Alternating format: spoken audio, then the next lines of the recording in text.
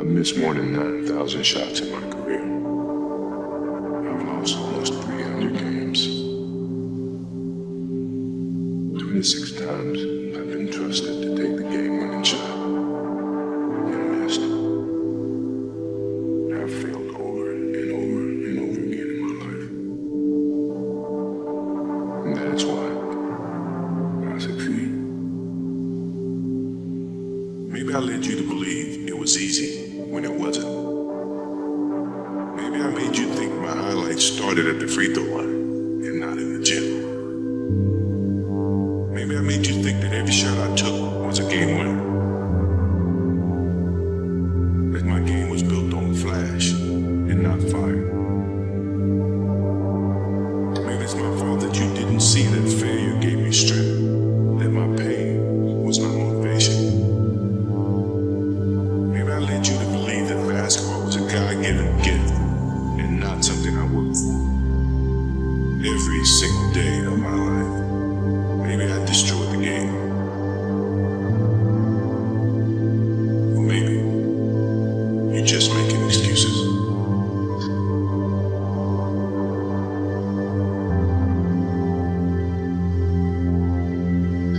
I never feel that I'm at my best. I feel I still have room to improve.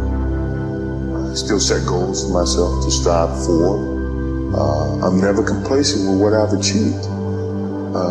Even though it's been very successful for me, I still feel I have a lot to prove, not just as a player, but as a person, as a father, to some extent, as a role model, in all aspects.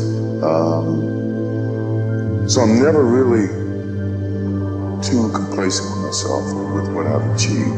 When I get to a point where I feel I can improve as a player, I walk away from the game. No, I've never been afraid. I mean, obviously you're nervous, but afraid means you're not confident in your skills. I have total confidence in my skills, so I'm not afraid. You had the utmost confidence. Your confidence level was through the roof. Where is it now? On top of the roof. I don't think my confidence changed. I wouldn't have come back into this situation. Sports is a tool that teaches, and it teaches you bad things. It can also teach you good things. It's how you perceive those things.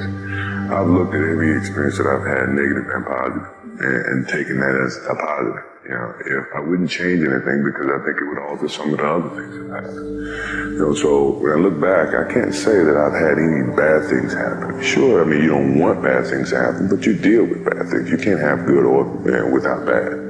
Basketball is my love, always have been, and I can't ever envision an ending of something like that. That passion that I have for the game until I'm dead and gone. Until that's when it's, well, I can wait. I'm not in a rush. It's never enough. As long as you compete, it's always great to win. That's why you compete.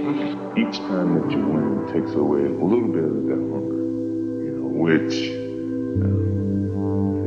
is a challenge within itself. It's about within your mind to find a challenge to go to that same place that you've been 5 times before. And that's hard. When people say, well, the first one was the hardest, the last one was the hardest, because you battle with yourself. Because a lot of times I had to battle with myself to keep challenging myself. That to me was why I would stay. The biggest battle was myself, because when you get to a certain pinnacle, you gotta find some ways to keep going out there for 82 games. I just think that I have the habits of working hard. I've always been taught that to reach a goal that in life that you want, you have to work hard to get to it. And so far, I just have that in mind. Determination, what your motives are, what your ambitions were from the beginning. It's been a lot of soul searching in terms of it's easy to sit back and say, well, I've given my best. I'm tired. Somebody else got to do it or whatever. I didn't take that approach. I thought positively and said, whatever I could do, every little inch of energy that I have, I'm gonna try to provide for this team. I mean, if you give up, then they give up. So I didn't want to give up. No matter how sick I was, or how tired I was, or how low on energy I was, I felt the obligation, to my team, to the city of Chicago, to go out and give that extra effort to achieve it even harder. My competitive drive is far on that. I think that I thrive on that. I think that's my biggest motivation in life, is to compete, find different competitions and certain things in life and try to overcome that, be it positive or negative. But I have yet to meet someone who is as competitive as me, and I just feel that much confident about my competitive drive. I still feel that I have a plateau that, I hadn't reached yet in terms of my skills or my expectations of myself. I'm always going to expect myself to do certain things or surpass certain things. As long as I believe that, then, my road to success is continuing to expand. My principal advised me to go to Air Force Academy because he felt that after I finished college, I'd have a job.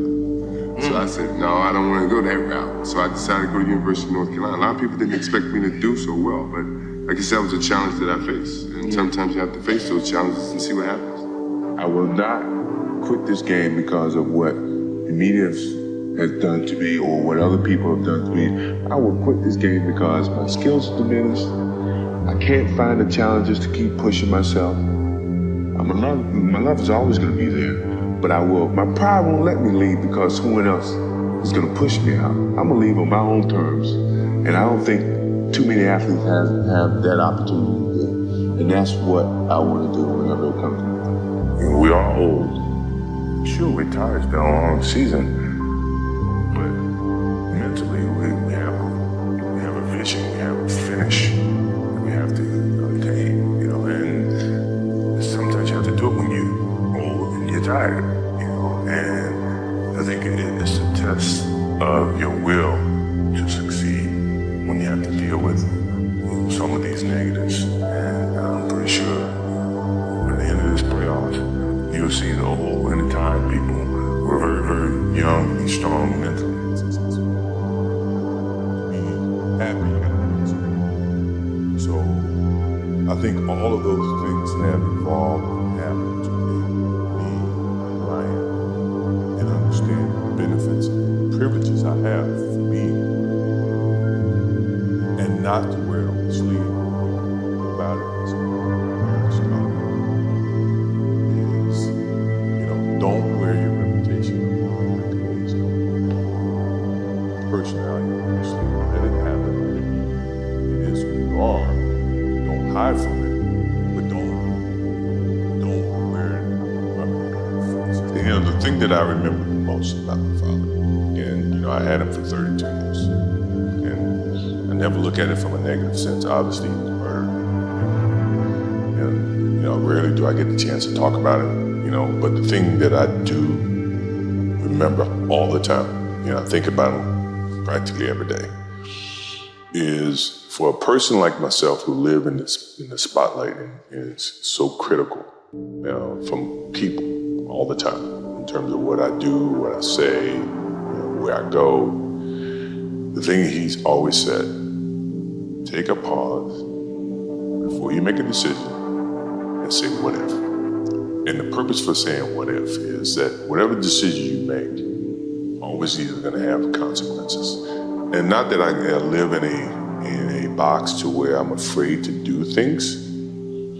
I know that, as my father says, the what if comment is to be able to deal with the consequences of what decisions you make. And you think about that. If you think about the consequences, pro or con, you make the right decisions that you feel is the right decision. Now, all the decisions I made, other people may view to be not the right decisions from their perspective. But for me to go play baseball, and everybody says, "Oh, it was a failed opportunity to play baseball."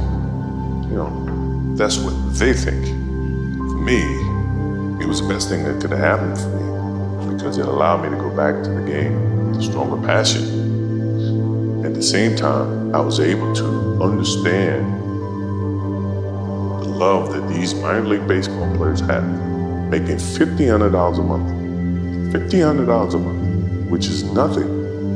But for them, it was big. To me, to see that helped me put things in perspective, to understand the platform that I was on in '93 that when I went back to it in 95 and 96, I appreciated it even greater.